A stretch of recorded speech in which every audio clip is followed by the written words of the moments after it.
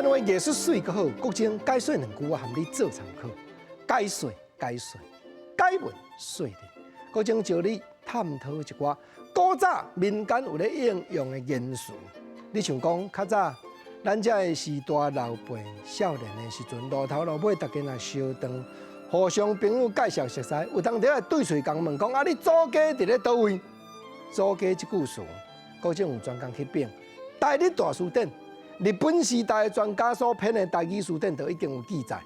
祖家表示啥？表示祖籍，表示讲吼你故乡倒位，你公厅是伫倒位，这意思拢有包含啦吼。大范围咧讲，就是讲祖家啦。啊，莫问祖家啦，我即落吼有路无厝的流浪人，连马椅都举咧走，想喊啊，啥物马椅举咧走？国情啊，为着要斗故事，为着要讲即句马椅即句词，即马原来民间看你听，毋过老辈拢有咧讲，啥做马椅？原来甲编日本时代大日大词典，咱就看有，内底就已经有记载。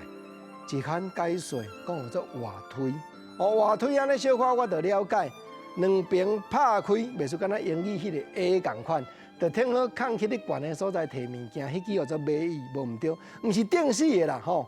所以即支马椅吼，少年辈袂晓讲啊，人拢讲吼去楼梯举来。事实较早人有一句词，就是讲做马椅，有影哩，安尼拍开，袂输敢若马的骹切开，所以讲做马椅。有哪有通啦？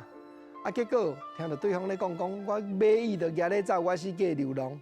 即边即个人咧问讲你祖家倒位，互相朋友新熟悉，即个讲你举马椅无限，连我皮肤都讲出门，你甲看。我才真正吼，乞食过客行李坐。国情啊，讲即句皮肤，即句皮肤，原来目前现此时的大字词典无记载。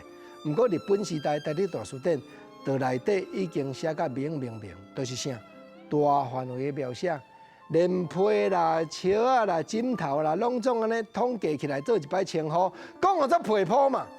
啊，什么款人皮肤会走出门？国情头拄我咧讲的。有路无厝的嘛，流浪人嘛，乞食嘛，毋则俗语话咧讲乞食过客行李坐，所以我你甲看，才有可能连皮肤都规个赶出门。